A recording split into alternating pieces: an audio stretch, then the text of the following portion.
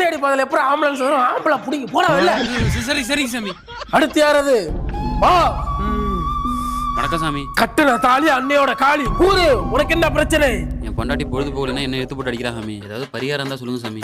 உன்னையாவது உமது பொண்டாட்டி அடிக்கிறா, என்ன எமது பொண்டாட்டி மிதிக்கிறாடா. ஓயோ நீ கெட்ட கேட்டு வாழைப்பழம் ஒரு கேடு. வாழைப்பழம்டா. பாவி குறி பாக்குறேன் கடிச்சு வரைக்கும் வாழைப்பழத்துல குறி வச்சாடா. பாலு பழம் இல்லடா கூட பஸ் ஸ்டாண்ட் ஓட்டாலாம்டா. வாழைப்பழம் இல்லடா என் பழப்பு ஓடாதடா. ஐயோ வணக்கம் சாமி. கூறுங்கள், உமக்கு என்ன வேண்டும்? தினமும் காலையில எழுந்திரிச்சு வெளியே போனா ஒரே பிரச்சனையா இருக்கு சாமி. ஏன் நைட்டு காரம் சாப்பிட்டியா? சாமி அது இல்ல சாமி, வெளியே போனா ஒரே பிரச்சனையா இருக்கு சாமி. மன நிம்மதியே இல்ல சாமி. உனக்கு கல்யாணம் ஆயிருச்சா? அதெல்லாம் ஆயிடுச்சு சாமி. அப்போ தினமும் உனது மனைவியின் முகத்தில் முழிச்சா இதை விட பெரிய பிரச்சனை வெளியே சந்திக்க போறோம்னு ஒரு மன நிம்மதி வரும்டா. கண்டு மயங்கவில்லை, அவன் முகத்தை கண்டா பிடிக்கவில்லை.